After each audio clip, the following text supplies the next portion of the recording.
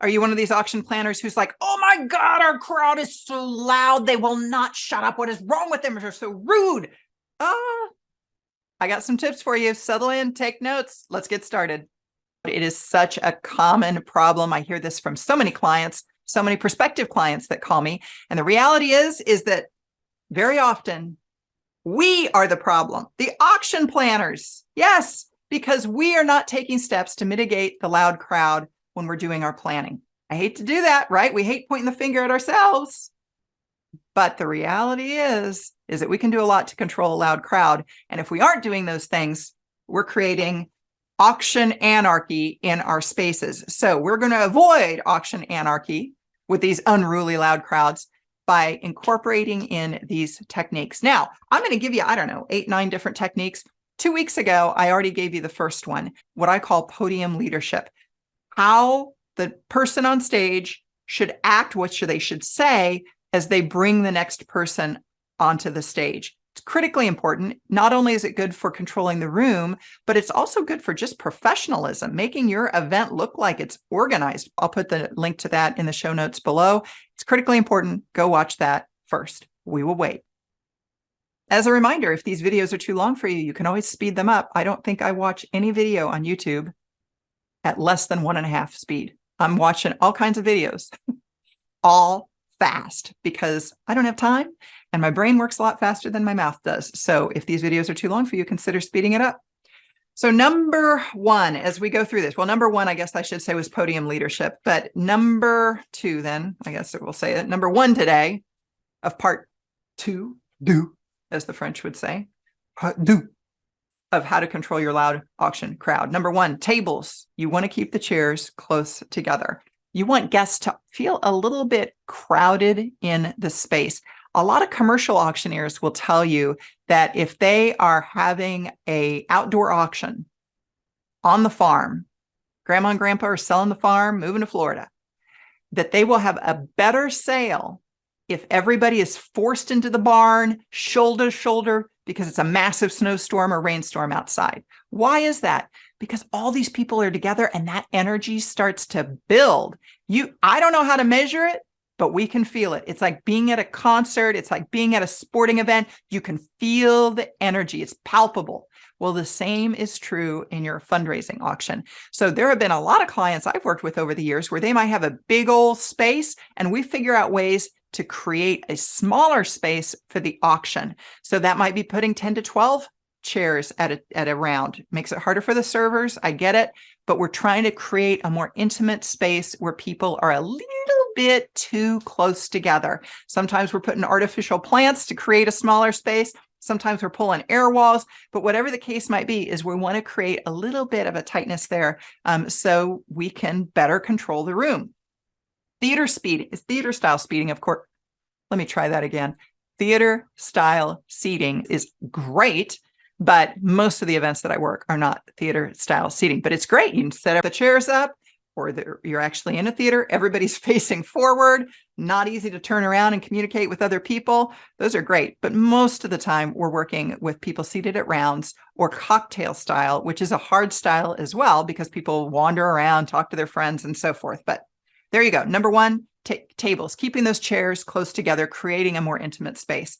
Number 2 of part 2, the stage. The auctioneer should be as close to the guests as possible, at times even in the crowd. When you hear the phrase in the round, like the auctioneer was in the round, the auctioneer is in the middle of the room and all of the guests are around the stage. That works really well for particularly large rooms because the auctioneer is much closer to the last row. Now, the bad news is that at any given time, someone is always looking at the backside of the auctioneer. But from the standpoint of controlling the room, it's a little bit easier as I move around the space. I hate dance floors. So dance floors falls under this subject as well. I have another video I will link to that talks about the best ballroom layout if you're doing a dance floor. But the reason I don't like the dance floors is because that's putting even more space between me and the guests. Let's think about it in terms of if you are walking your dog. You ever walked a dog? Maybe it's not your dog, a dog. Have you walked a dog? If the dog sees another dog or sees a squirrel or sees something that grabs their attention, is it easier to control the dog if you've already got them on a leash and they're right next to you? Or is it easier to control the dog if you're out in a large field and they're 50 yards away and they see the squirrel? No contest. You want the dog right next to you. The same is true with the guests. If the guests are close to me and I've got somebody who's being obnoxiously loud or something, I can kind of walk over there and lean on the table, put my hand on their back. I can do whatever. It's just easier because I'm there. But when they're 30 feet away from me, because I've got a big dance floor between me and the guests, a lot harder to control an unruly room. Number 3 is seating. Ooh, this can be a little controversial. So if you're a school auction, the question I'll ask is, are your teachers and faculty attending the event for free? Because if you've got non-paying guests who are attending the event, my advice would be to put them in the back of the room where they're going to cause fewer distractions. Hate to say it, but it's true. At a number of my school auctions where we've got a lot of free tickets that are being handed out to faculty or teachers, the loudest, most disruptive tables are the teacher tables. Now, you can have conversations with the teacher, the staff beforehand, tell them what you expect and so forth. We don't want them to impact our fundraising that's taking place there that night. So putting them at the faraway tables, that's a good strategy. If you've got a 2-story venue, you might consider putting the teachers and faculty on the 2nd story and the other people on the 1st floor. I've seen that actually a few years ago. I had a school that did something like that. If you're running a reception style event, auctions can work in that style of an event, but it is harder. It tends to work best for smaller events. The hardest events I think I've worked are reception style events with 600 people there. They're milling around just from the standpoint of keeping track of people. Where are the bidders? Because they'll start to walk. They get hidden behind other people. It can be a tough environment for something like that. And it just encourages conversation as well. So therefore, we're running up against a louder crowd just because of the nature of a cocktail style event. So my preference is to always have a seat for people. We did an event earlier this spring where it was a hospital event and they had, I don't know, maybe 40% of the people had seats. The rest of the people were standing around. But I've worked one event years ago for an association, about 600 people, all milling around. One of the worst auctions that I've ever worked as far as numbers go. People are they get further and further away so that they can carry on their conversations. And they're like, well, whatever's going on over there, we're not interested. Now, tied to this is number 4, ticket pricing. Generally speaking, a higher ticket price is going to mean a better behaved audience. Not always, but if everybody there paid for their ticket, they're usually paying more attention than if they didn't pay anything for their ticket. So a paying guest is generally a quieter guest. Number 5, the auctioneer. Folks, some people have it and some people don't. It's called charisma. It matters as to whether or not they are able to control the room. Do they have stage presence? Are they able to lead the crowd along to where you need them to go? Some people are going to work better with certain sizes of groups when it comes to that. Other ways that the auctioneer is going to do that is they might bring in team to help them support them in something like that. But assuming you've done everything else, you might want to look at your auctioneer because maybe that's where the problem lies.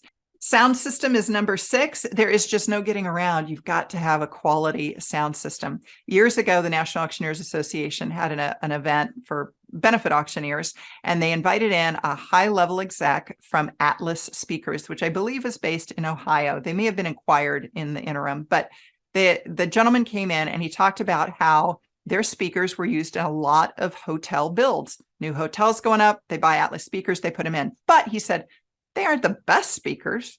They're going to work for a Rotary breakfast. They're going to work when everybody ding, ding, dings the glass at the wedding and gets quiet to hear the toast to the bride and the groom, but they're not working for an auction. He admitted it. He said, look, this speaker system is not designed for an auction. And he went on to say that auctions generally are at the same decibel level as a small rock concert. Woo!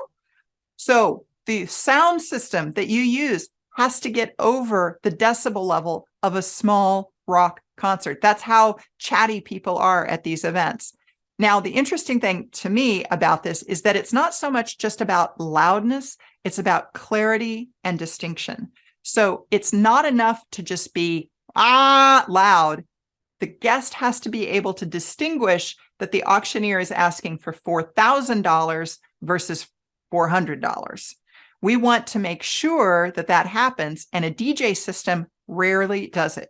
Might work for a smaller room, but not for a big room. And here's why. When you've got a DJ system, they're concerned about making sure that people can hear the music. And when you're listening to music, you just need to hear the beat. Boom, boom, boom, boom, boom, so people can dance, right? It's not about hearing the lyrics clearly. It's just about the volume of the music. So oftentimes our DJ systems are going to be great from the standpoint of just blasting out noise, sound, but not from the standpoint of hearing with clarity. So if a guest cannot hear with clarity, they won't bid because they get scared. They're not sure what they heard. It's similar to maybe you have a friend, a relative, and you're in a noisy restaurant, and that friend says, I can hear you, but I can't make out what you're saying. You know, they hear that you're speaking, but there's so much other distracting noise going on, they can't hear what you're saying clearly. Same concept that works in an auction. I just worked an auction for Langley, and I'll tell you what, they had, I think it might have been the best sound system I've ever heard for a loud crowd. It was from Bialek, Bialek, up in Maryland.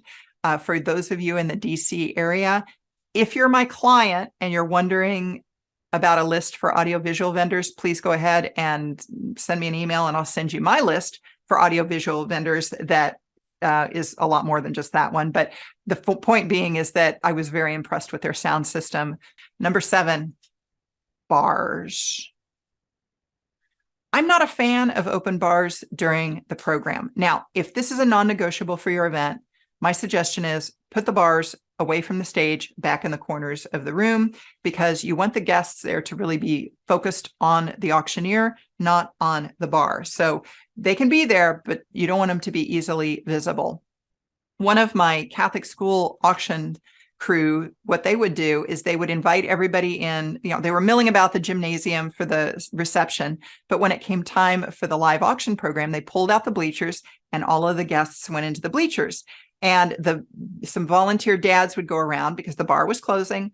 The volunteer dads would go into the bleachers with platters of beers, white wine, red wine, just serving that way very casually. So bars were closed, but still people were able to get a beverage. Number 8, stick to the timeline. You know, work with your auctioneer to create a realistic timeline. Your auctioneer is going to know if they've worked a few events, if they've been around a bit. And personally, I'm not a fan of super long speeches or long introductions. Your auctioneer will be able to tell you what's reasonable and plan a reasonable timeline. I know that generally speaking, doesn't matter if I have 250 guests or 600 guests, generally speaking, it's going to take 15 to 20 minutes to get those guests seated. Now, if we have to walk them over 3 buildings, it's going to be longer, but generally speaking, they're in this reception area. We're going to move them over into the ballroom, get them seated. That's 15 to 20 minutes. I'd rather plan for 20 minutes. And if we notice that the guests are seated and I can jump up there earlier and get the program started, there's nothing to stop me from doing that. Hey, let's start it earlier. But let's make sure that as we're planning our timeline, it's realistic. So we put the 20 minutes in there to get people seated. If we know that pastor is going to give a 5-minute prayer, even though we asked him to give a 2-minute prayer, write that in. Just write it in so that we can realistically have something that we're all working from. We can always go faster if the environment is set up for it. That leads us to the number 9, leadership from the stage, or that podium leadership, which is the video I shot 2 weeks ago. All of these are designed to help you control the space that you're in. I don't know which ones are ideal for you, which ones are going to work, but hopefully you do, especially if you've been planning your event for a while. Now, if you found this video helpful, I'd appreciate a like, maybe even a subscribe. Share it with your committee, whatever the case might be. And if you're looking for more auction content, my auction item guide is perfect for helping you figure out what items are really selling well in auctions right now. You can get that for free on my website. I'll include a link for that down below as well. I'm Sherry with Red Apple Auctions. As always, good luck to you in your fundraising auction.